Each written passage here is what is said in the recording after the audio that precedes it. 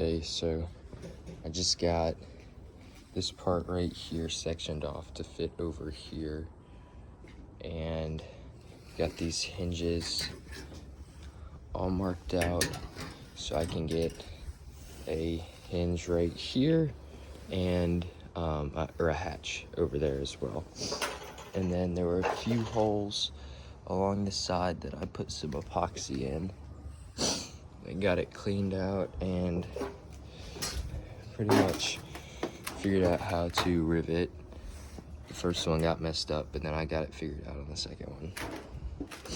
So that's what I got there in about 30 minutes.